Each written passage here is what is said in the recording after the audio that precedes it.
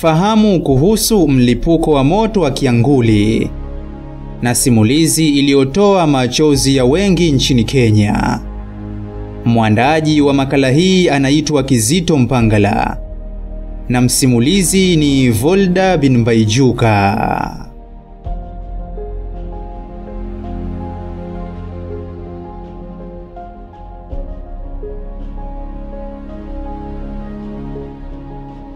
Ilikuwa ni kama hadithi ya kusadikika vile, lakini ni ya kweli.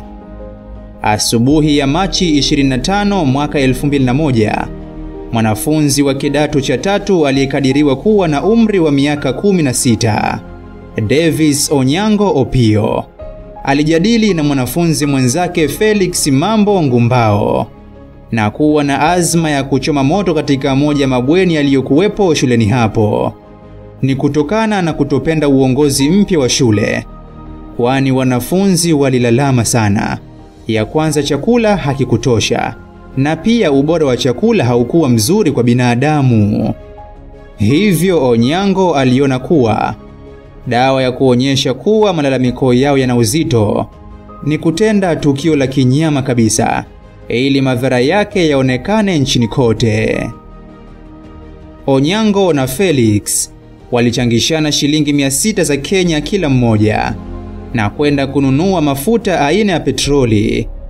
Ilikuwa ni siku ya Jumamosi ya tarehe 24 Machi, muda ambao wanafunzi wengine walihudhuria katika tukio la kimichezo shuleni hapo. Onyango na Felix walinunua lita yapata 15 hivi za mafuta kwa ajili ya kutekeleza azma yao walioinuia. Usiku wa siku ya Jumamosi, baadhi ya wanafunzi walitoa malalamiko kwa uongozi wa shule kwamba wanahisi harufu ya mafuta aina ya petroli kutoka katika bweni jingine, na hivyo pengine ilikuwa ni taarifa nzuri sana kuweza kuwafanya wawe macho zaidi.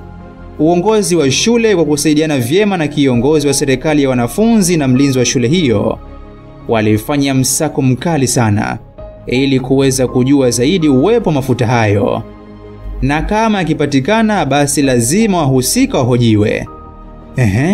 Wana malengo gani?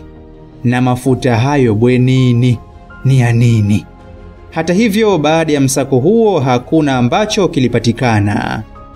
Saa chache kabla ya Onyango na Felix kutekeleza azma yao, walifanya jaribio la kuchoma moto ofisi ya mwalimu mkuu na maktaba, lakini hawakufanikiwa. Na pia walijaribu kuwashawishi wengine shuleni hapo waeke mgomo fulani hivi dhidi ya uongozi wa shule, lakini hakuna aliyewaunga mkono. Kila mtu, mimi sitaki, simo, hata kama nakula ubwabwa usionitosha, lakini siwezi kufanya. Usiku wa tarehe 25 saa 7 usiku, wanafunzi wa shule ya Kianguli waliamshwa na miale ya moto mkali sana kutoka katika bweni mojawapo shuleni hapo. Walinzi waliokuwepo katika zamu usiku huo walitoa taarifa haraka sana kwa uongozi wa shule kuwepo kwa dharura hiyo ambayo ilikuwa ni hatari kubwa sana kwa maisha ya wanafunzi hao shuleni hapo. Walinzi walianza msako wa haraka sana, tena sehemu mbalimbali za shule hiyo, na waliweza kumuona mwanafunzi mmoja akiwa ameshika dumu akiwa jirani na bweni ambalo lilikuwa likiteketea kwa moto. Kazi ya ulinzi hupaswi kuwa na kicheko na mtu yoyote yule, hasa katika masuala ambayo hugusa usalama wa watu na mali zao. Mlinzi aliweza kumsimamisha mwanafunzi, na alipomsogelea alimtambua kuwa ni Felix Ngumbao.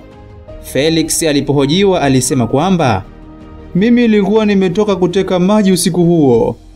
Basi uongozi wa shule ulimhoji na kutunza nambari yake ya usajili shuleni hapo, kisha aliachiwa huru. Bweni ambalo lilikuwa likiteketea kwa moto lilikuwa na uwezo wa kubeba wanafunzi 130 kwa wakati mmoja. Basi Felix na mwenzake waliufunga mlango kwa nje na kufuli, na pia waliweka vizuizi madirishani ili kuwakosesha wanafunzi kupata njia dharura ya kujiokoa.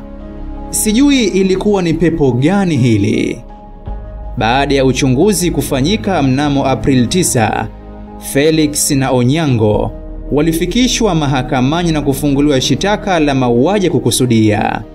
Ni kesi iliyoendeshwa kwa muda wa miaka 2.